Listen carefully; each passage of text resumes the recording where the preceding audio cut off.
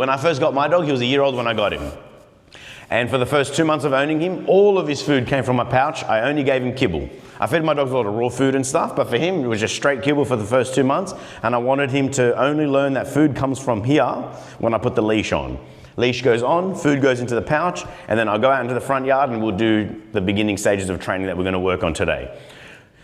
So all I did really for the first 2 weeks in amongst all of that was I say his name, he looks at me, and I play the game of luring. I say his name, he looks at me, I mark it and reward. So very quickly, day 3, I say his name, and he's like, oh my God, I don't care what's happening around me, I'm hungry, what are we doing?